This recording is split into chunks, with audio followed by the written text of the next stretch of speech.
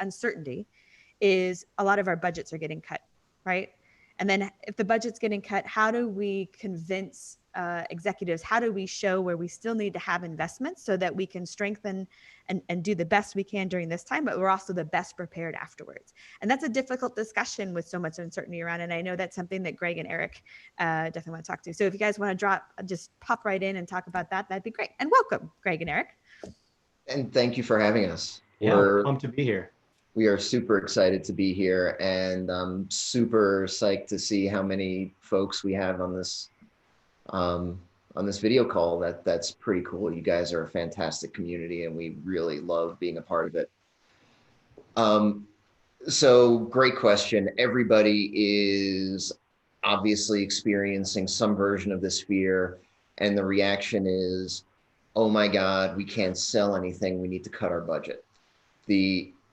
From our perspective, there's a couple of things that we would say to that sentiment. And the first thing is that the idea that now isn't a time to sell may or may not be true depending on what sort of business you're in.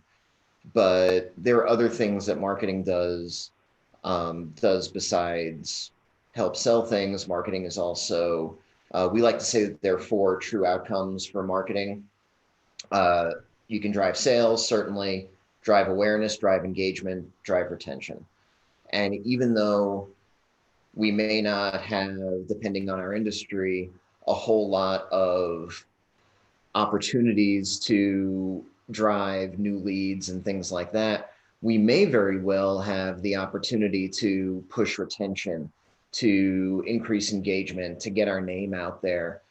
And in a world where everybody is cutting their budget, when you're the people who keep investing, what happens is that you actually end up gaining traction while other people are giving up. It's sort of like everybody's decided to stop running the race and just take a break on the side of the road for a while, but you're still running.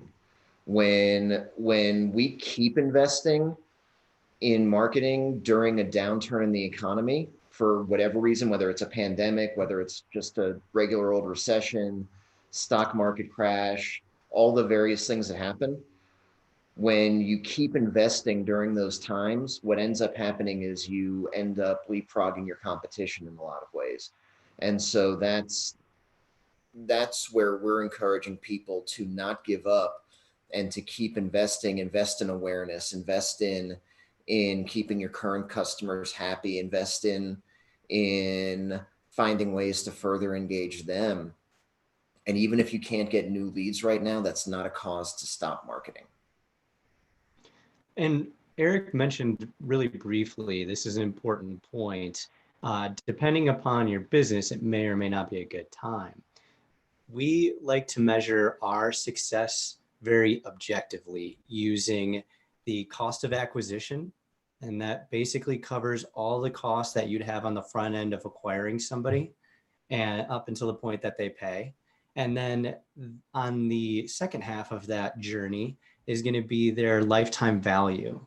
And so if you're in the hospitality industry, you're very likely experiencing a lifetime value from your customers that went from anywhere from the tens of thousands of dollars to basically in maybe the $10 range within like a 2-week period. And so if you're in one of those businesses that the lifetime value of your customer has just dried up overnight, then it's very likely that it also implies that your cost of acquisition is exorbitant. And those would be the times that you would say, okay, it's probably not the best time to invest. But for everyone else, there's going to be different sorts of impacts on those 2 metrics that we like to pay attention to. And so if you're in one of those businesses where your lifetime value has remained largely unaffected, then you may want to be similarly investing in that acquisition cost up front and continuing all of those journeys that you had been embarking on before, while all your other competitors are looking to pinch their purse strings tight during this period of time due to the uncertainty in the marketplace.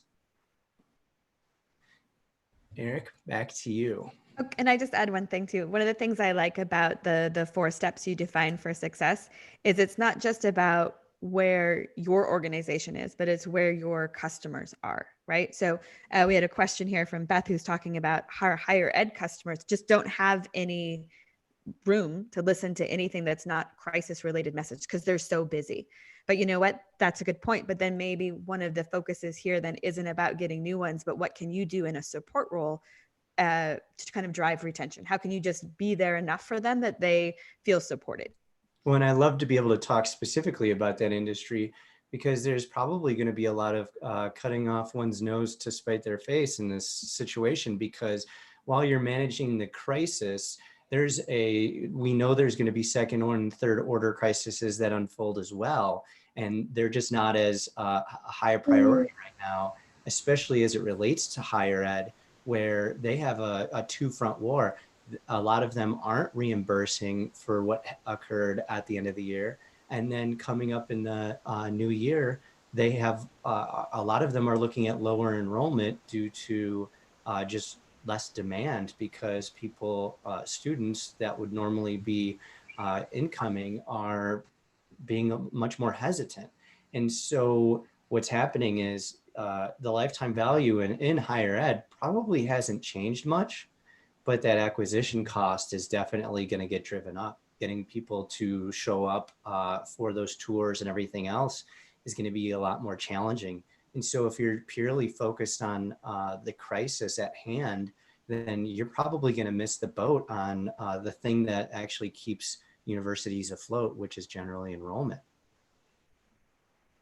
And the other thing that's interesting about that industry in particular is, in addition to all of the things that have been said already, is that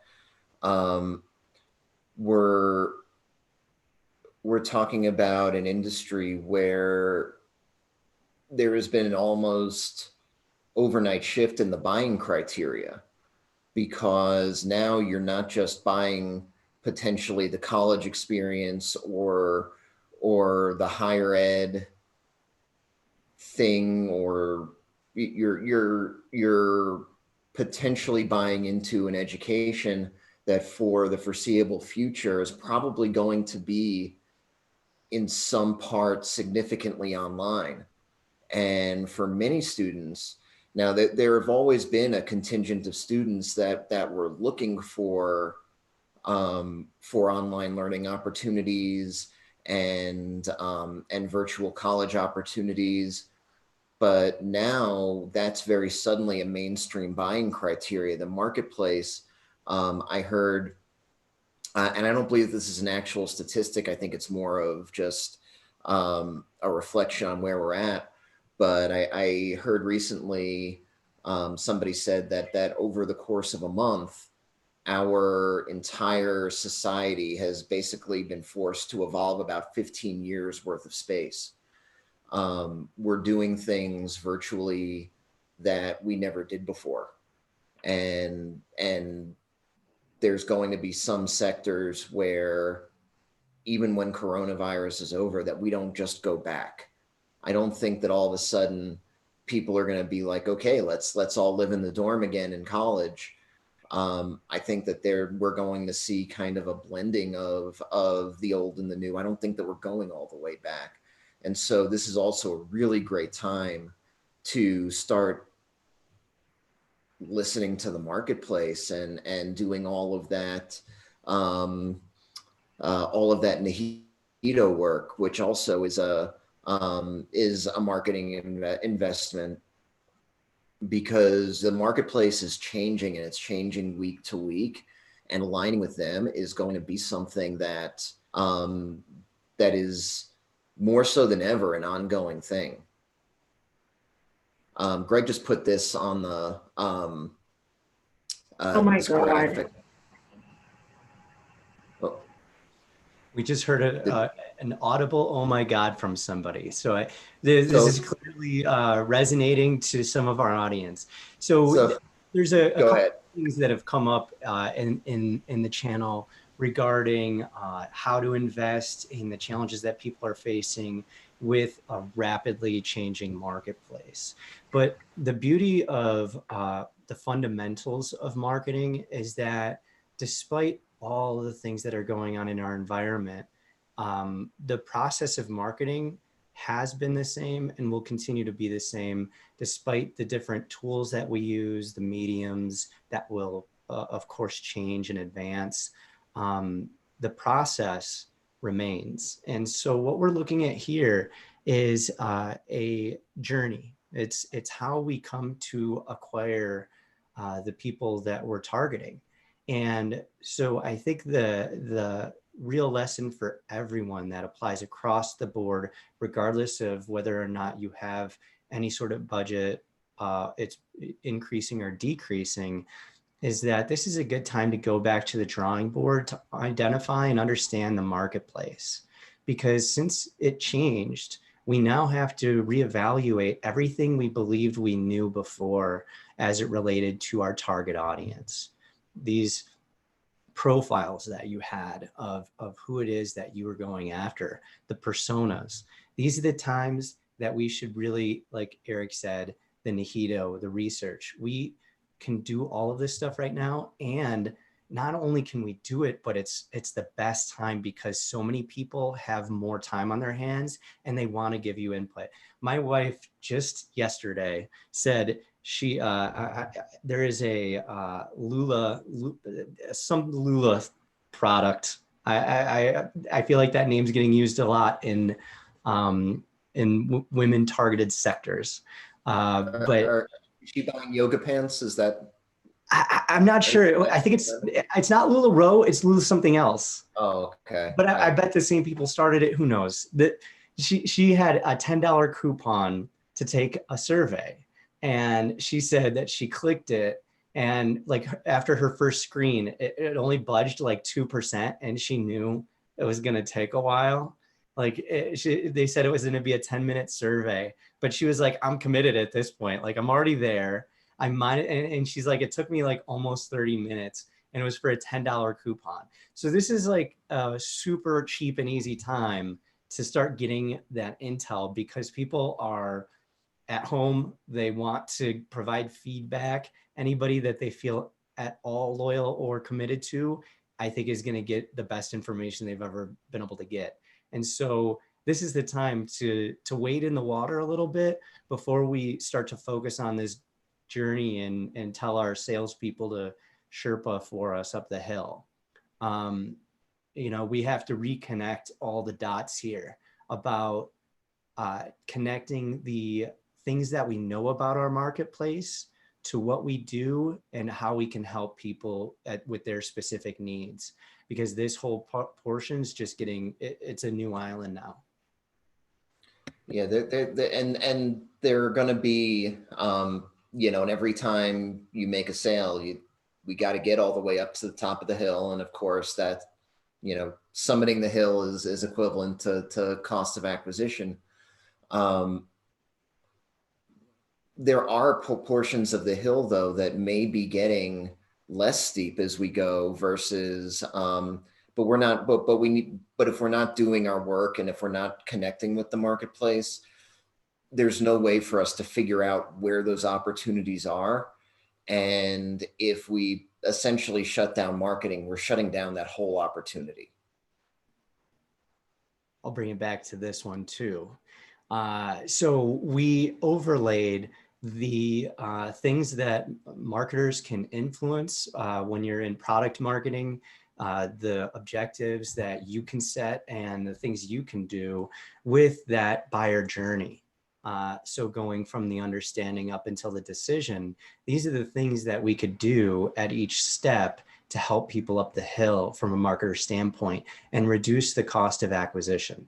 Now, one of the things that's probably going to happen in the near future is all the competition that people pay for in terms of media is going to start to decrease in cost because those marketing budgets, especially as they related to hospitality, have dried up overnight.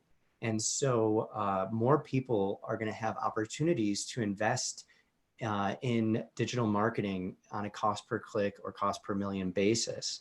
And so we look at all of the media spend that we do as jet fuel. It's basically, you can add jet fuel to a dumpster fire if you have a bad program. And so the thing for us is really creating that strong foundation and program that you're making, so that when you have this opportunity to add some jet fuel through media and you're telling Marcom basically how to align the budget that you have to the marketplace that you're thinking they need to reach, that they'll be able to do that job as efficiently as possible so that you could reduce your acquisition costs moving forward. But you have to be positioned right. And for those that don't know, when Greg is talking about media markets like online advertising, Google AdWords, other social network type of advertising, all of the pricing for that is essentially set on sort of an open market supply and demand type of system. It works almost like the stock market. People buy stuff, the prices go up. When people stop buying, the prices go down. And so similarly, where customer research may be getting cheaper because people have time on their hands and they're more available to you, we're also going to have a buy low situation when it comes to actually buying exposure on all of the networks. And so the cost of driving awareness and some of that engagement is actually going to be going down in all likelihood as people are cutting their budgets, because that advertising is going to be some of the first things that go. Erik, I'm getting a lot of input about social media. Do you mind going into more detail about shopping for tools and how people have a shopping mentality when it comes to a lot of their marketing programs? Oh, yes. And we can put an asterisk on this one. I'm going to get maybe a little bit preachy, but when I go to Home Depot and let's say I go and I buy a hammer, I'm buying a hammer, but what I'm really buying is getting the picture hung up on the wall finally. I'm buying a result. I'm not buying a tool. If I just want a hammer tech so I can say that I own a hammer and that maybe I'm handy, that's cool. But ultimately, when I buy something, I should be focusing more on the utility that purchase provides me. And what we see a lot of people in doing with their Marcom is there's a real sort of shopping mentality where we're going through the proverbial marketing aisle and we're just throwing stuff in our cart. You know, here's a hammer, here's a saw, here's a screwdriver set. And in marketing, that's equivalent to, say, search engine optimization, email marketing, social media, blogging. And we say, okay, well, we just need to do all this stuff. And from our perspective, because it is very, very difficult to do everything, and when you keep just adding tools, throwing stuff in the shopping cart, you tend to lose focus on what the result is that you're looking for. Tactics are not important. What's really important is what you're getting out of it. What are you really buying when you're making an investment in marketing? And from our perspective, that investment should be tied to one of those four things. You should be directly tying to driving your retention, your sales, engagement, and awareness. And so if you want to say, I want to drive awareness, then you know what? Search engine optimization is a really great way to do that. And so that becomes the tool to drive the result, as opposed to just this thing that I'm supposed to be worried about. And we find that people get into a lot of trouble when they buy all this stuff and they say, you know, just as an example, you know, I'm investing in this, I'm investing in social media like crazy, but my sales haven't gone up. Well, it turns out that social media isn't always great for that. So we really want to make sure that the tactics, that the goals come first, and that the tactics that we choose and invest in are aligned with those goals.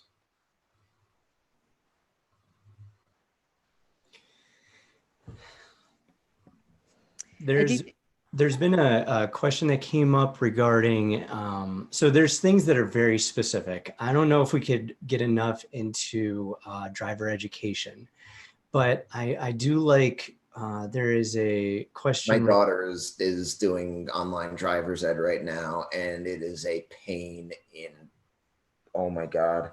Never, sorry, painful. Move on. Go back to what you were saying. And you're getting a widespread agreement, is that there is a aspect of e-commerce discussion. And this is where our strategies and tactics get a little more sophisticated. So when we're discussing e-commerce versus, let's call it a traditional real world sales cycle, which is often a pretty big distinction between B2B and B2C businesses.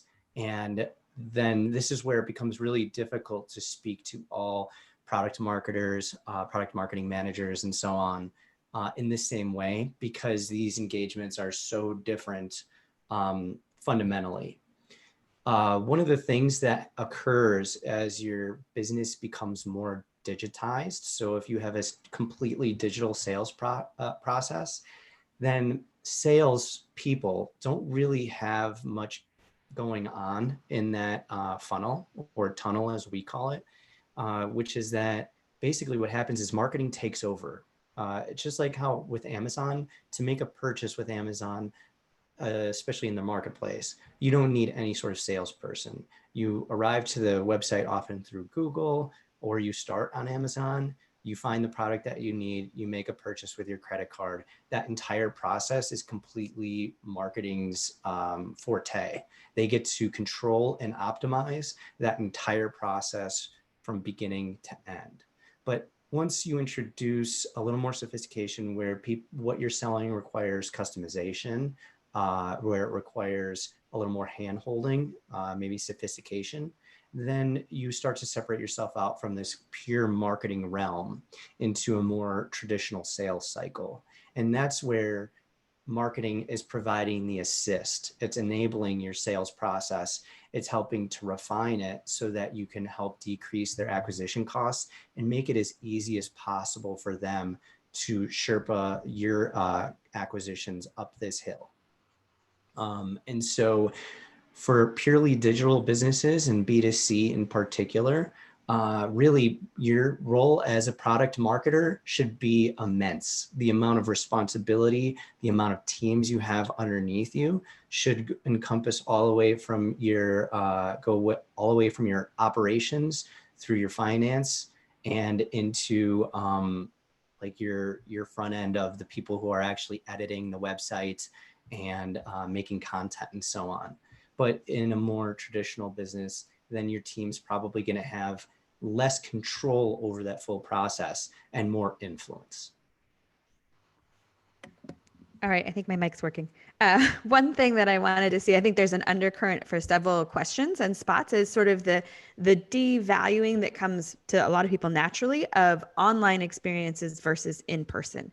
And how can we combat that? Whether it's that your product used to be in person and now it's online, or that your sales used to be in person, how online? How do we help that from getting sort of devalued in an online world? That's interesting. So it depends. When you say devaluing, it's going to be very dependent upon your perspective. If you're a investor or a business leader, you're in a C-suite position, then you're going to highly value non-real world situations, because the scalability of your business and the margins that you can drive, the larger margins, are going to be extremely based on having more and more digitized processes. And so basically the more you could digitize any businesses, and that's why we're always pushing in this direction, the larger your margins can be, because you cover your fixed costs and then everything's gravy on top of it. So software as a result has become an extremely alluring. That's why all the startups tend to be software based or intelligence based and so on, is because of your ability to have enormous wins as somebody who has capital. Now, from the other side of the spectrum, if you're a consumer or you are doing front end sales, if you're involved in the more customer service and support oriented positions, then you're clearly going to value those real world interactions at a much higher level. So it's not based on monetary or financial gains as much as it's based on your care to provide the best experience possible for those customers. And so that's the real tug of war, is how do we provide that amazing experience that people want with the business incentive to reduce the most inefficient parts of your business, which is the real world one-to-one facing interactions. And I think that's spot on. And I can see, and Russ has some suggestions, some of the things that we've done, right? Where I think now that there's so much online, being more casual, right? Here you've got great slides that you keep pulling up, but you're not just talking through it. You're really trying to interact with the audience shorter. I think there's tips like that. But it's a big switch for some of our larger enterprise software companies who are used to doing sales and demos and those pieces in person, as well as some of the other companies that are changing delivery method. We're seeing people doing doing a lot of different things with that, and so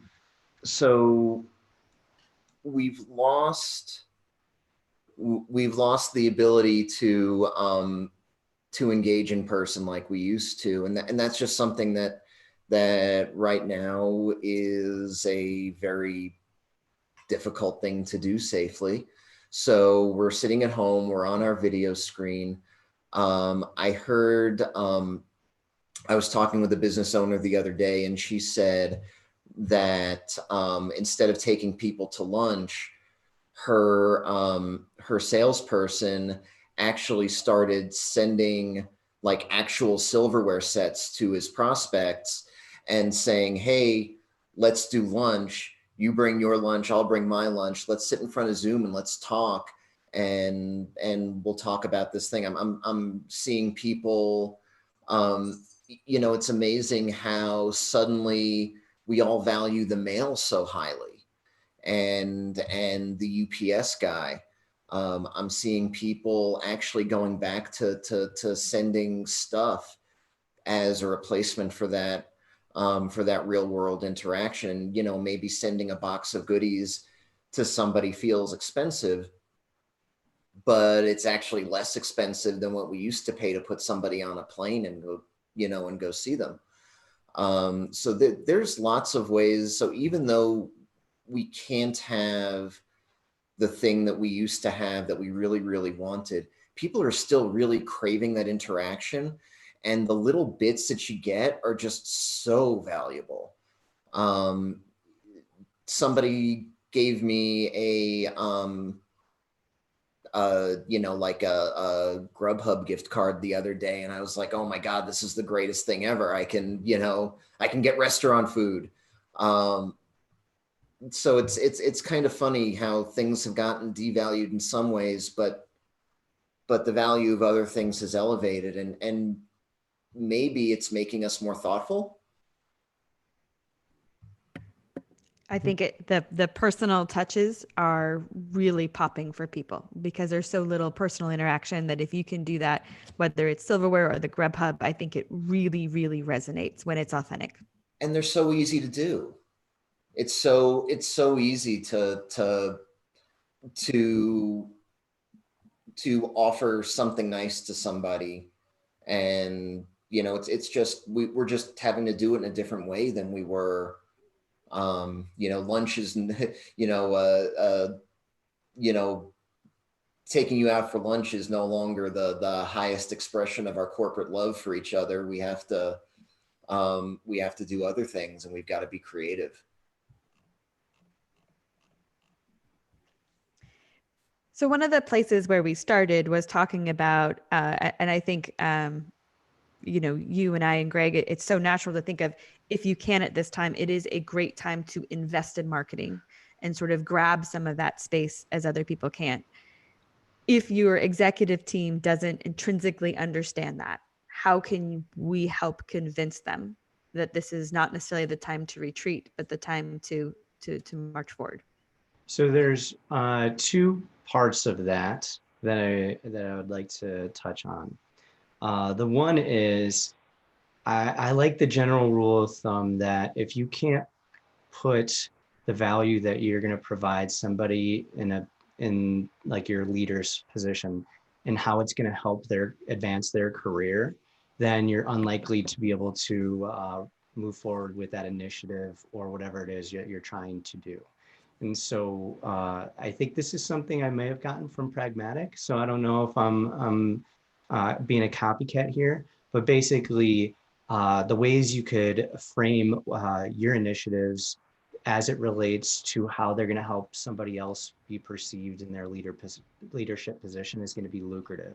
So saying that basically by virtue of doing this, we're going to be able to grow market share, and proving how you're going to be able to grow that market share in this circumstance, I think is going to be important to giving somebody the basis that they have the confidence to move forward with it. And then also, if the more you can gather research on what your competitors are doing in this and saying how you're going to draw out the competitive side of your team, which is we're going to beat them this way because we know this about them, and they're basically going to be pulling back while we're marching forward. I think the more concrete you can make this, the better off you're going to be, because a lot of time marketing is very nebulous. So saying very concretely, this is what the plan is, here's the blueprint, here's how we're going to accomplish it, here's how we're going to know if we succeed or fail. Like, I think that is where you need to get brass tacks. And I don't think enough marketers do that. I think oftentimes we're discussing things in terms of 3 blog posts or 20 updates or whatever. Instead, it's here's how we're taking people away. Here's how we're getting those customers that they would have otherwise gotten. This is a great time to be a leader. And we're not, and the point isn't to invest in marketing because that's something that we can do. And we're going to keep doing, like Greg said, our blog posts and our emails and all that.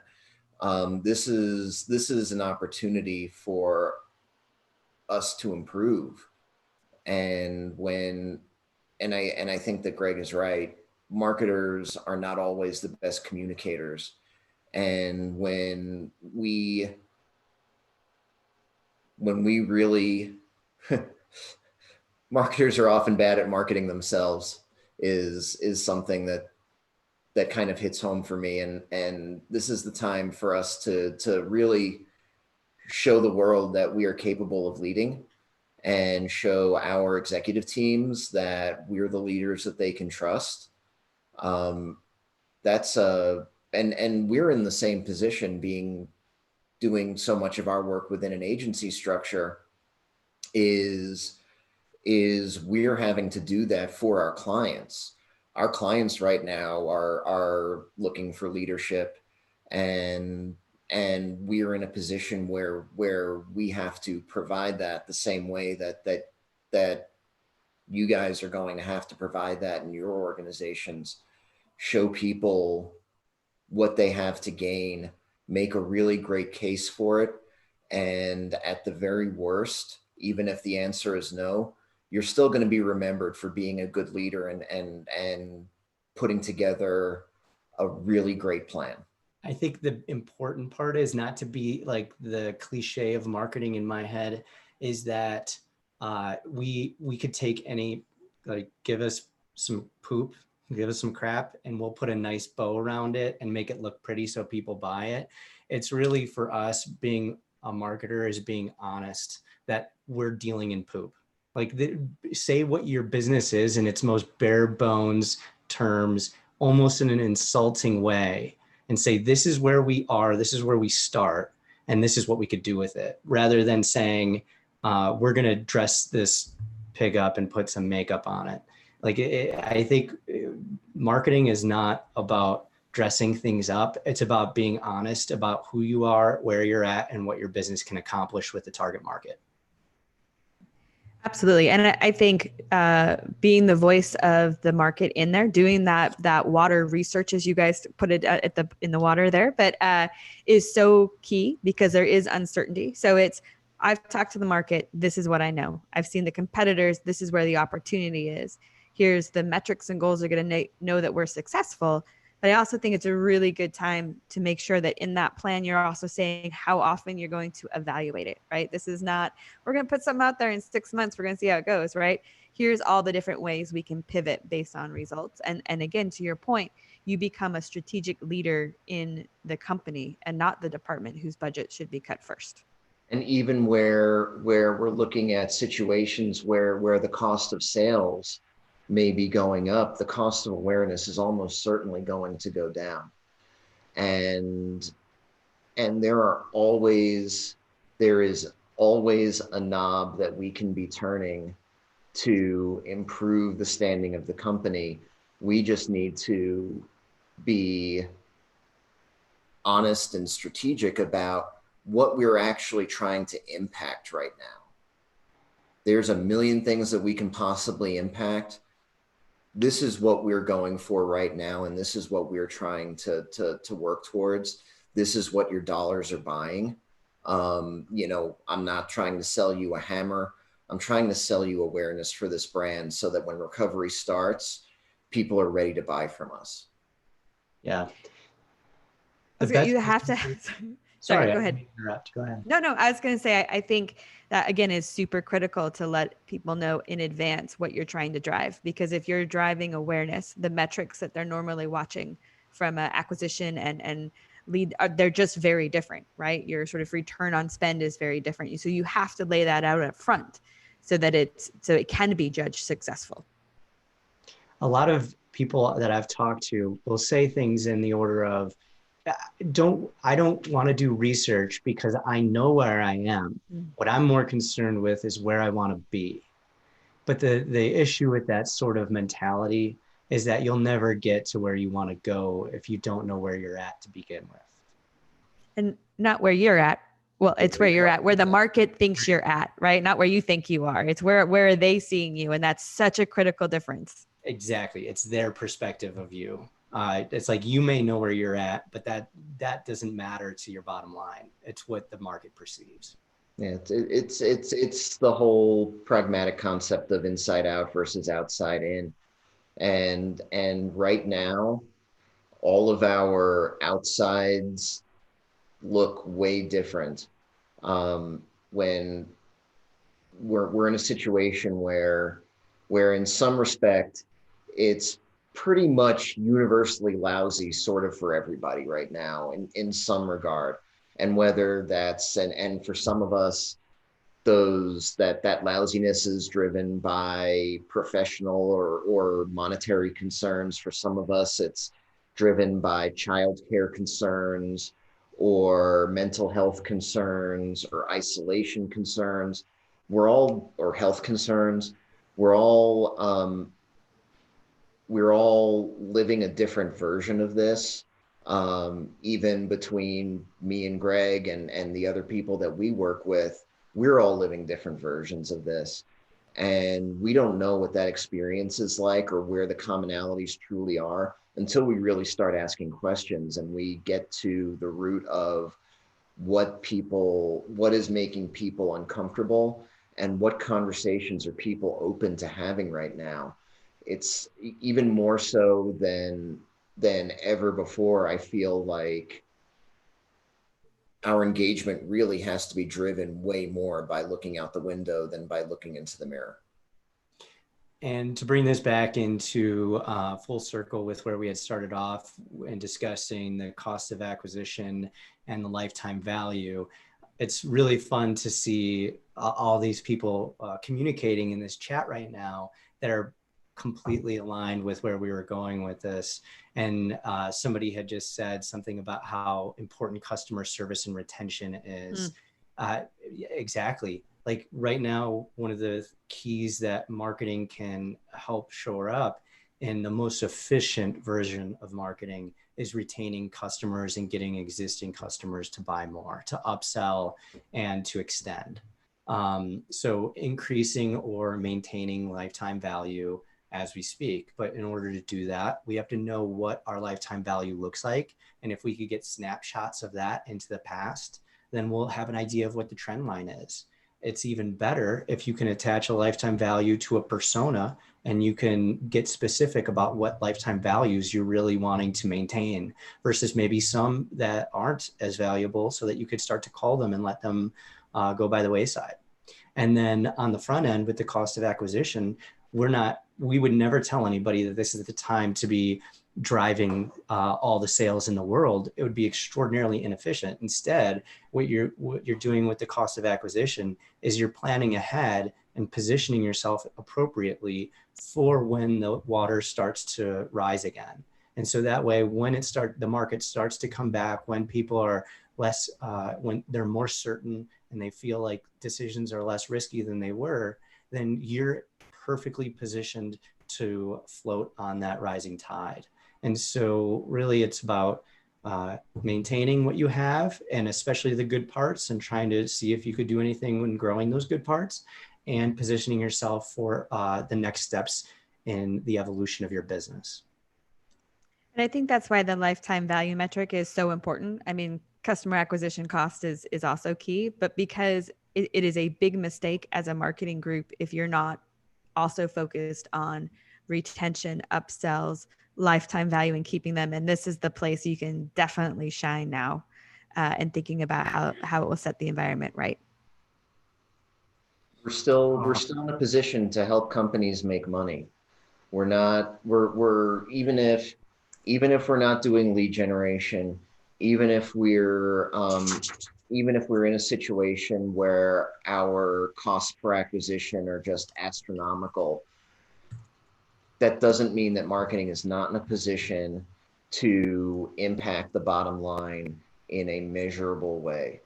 And customer experiences, great customer support, driving retention, those are all really easy and really profitable things to do right now.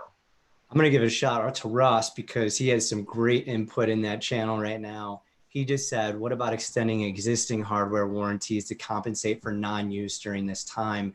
Has anyone looked into that? And not only is that a great idea, but we have clients that can totally use that. So we're going to steal that, Ross. I appreciate your input. That is going to be very useful for our own communications internally. One of the best examples, I think personally, is commercial real estate is an industry that is facing a lot of uncertainty right now. And one thing that we've seen, kind of akin to that exact comment, is that we're seeing a lot of commercial landlords proactively reaching out to tenants and saying, hey, let's renegotiate your lease. I want to make sure that you can stay here. I want to make sure that if the economy goes down, I want you to still be my tenant.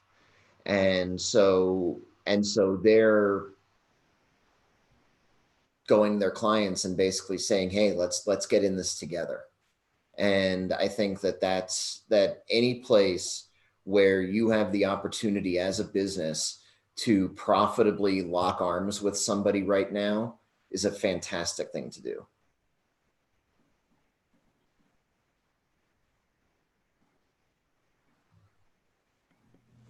I love this slide, right? It's the helping people make connections they already want to make. Yeah, that's the thing we have to really reinforce with everybody we talk to, because what we really do is we could grease the slopes, we can make the connections happen that people want. We can't force things on the marketplace. We can't dress a pig. So it's about really understanding what it is that people want, because people will always be able to tell us that accurately. That's never something we could guess for other people.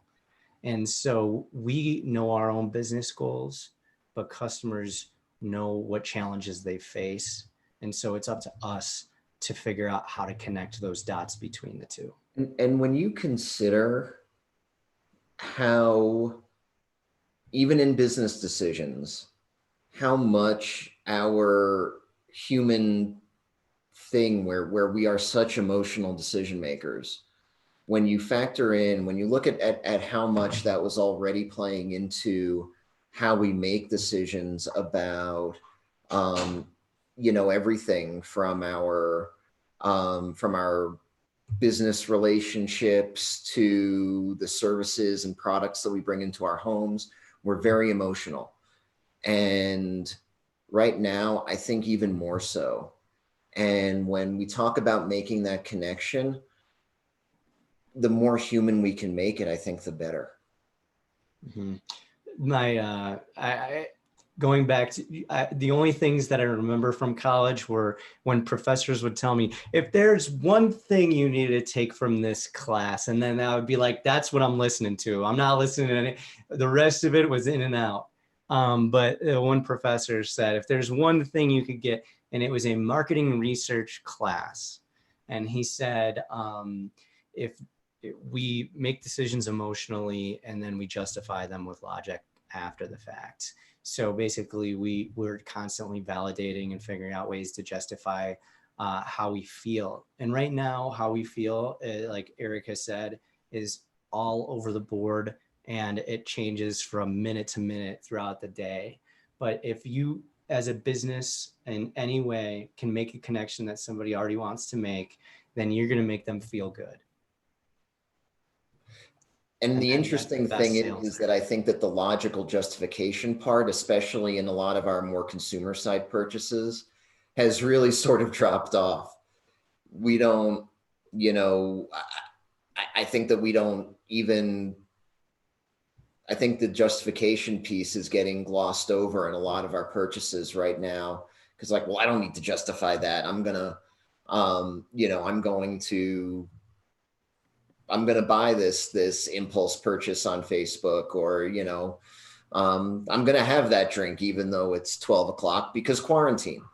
And I don't think, I think that right now it's sort of, we're making decisions emotionally and we sort of justify them maybe. Mm-hmm. My Amazon account would absolutely reflect that. People are making a lot of impulse purchases that they weren't before, and I don't know if that's translating to business, but definitely in the consumer world, if there's a lot of connections being made right now on very impulsive, make me happy now types of things. Joy just brought up a great point I'd love for you guys to touch on, which is the importance of segmentation, in particular in a time like this where different industries, different company types are experiencing this epidemic very differently. Yeah, and this gets back, and if we go back to this slide, we're talking about identifying and understanding the marketplace as it is, given that that's been where there's been rapid changes. Now, from a tool standpoint, this is like the thing that we've talked about all the high level stuff at a good amount. So now I feel like we could discuss where these tools really do shine, which is that they give us a lot of intel that is numeric. It's not necessarily telling us how people feel or what's driving their decisions, but it can tell us things like how long they stay on our site and demographic information about whether they're moms or things like that. And so this is a good time to be reflecting on your analytics and seeing if there's been any major changes given what's occurred in persona. See what personas have shifted and why, and how this may be reflected in the data that you have access to. This could be a great starting point. It'll give you maybe some good questions to ask. And then you could dive further into the more subjective interviewing processes and things like that. But this is definitely where digital tools make a huge difference in your ability to analyze them.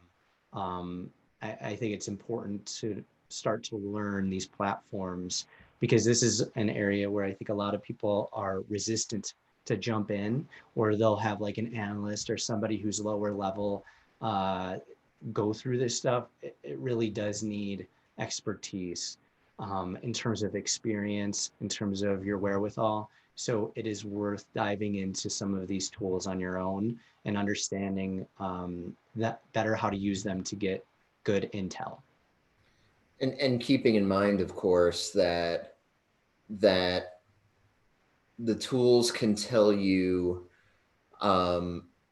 the important part is what happens after. So these tools can give you insight into if your question is, has my audience changed over the last 2 months? These tools can definitely provide you that kind of answer, but it's not going to tell you why, and it's not going to explicitly suggest where the opportunities are.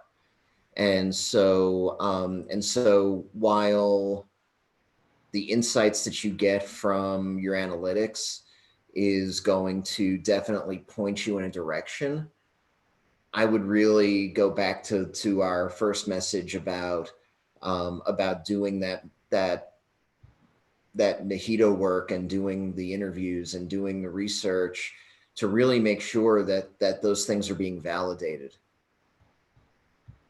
Analytics don't tell the whole story. It'll point you in a direction.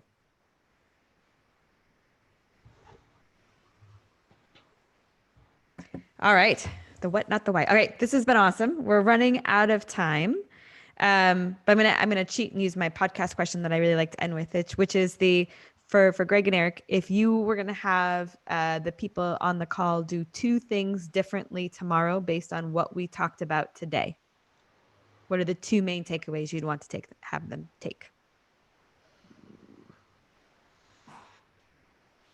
Get rid of your checklist of tactics that you're working with.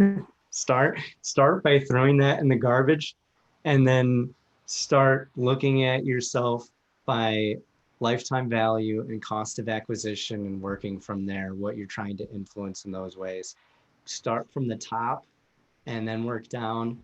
Get rid of the stuff that's at the bottom right now. Spring clean. This is the time to get rid of that list of tactics that we're often inheriting from other people, and we don't know why we're doing, but we just keep repeating it over and over and hoping for some different results. It doesn't make any sense. It's not working. So start with your goal and then work backwards.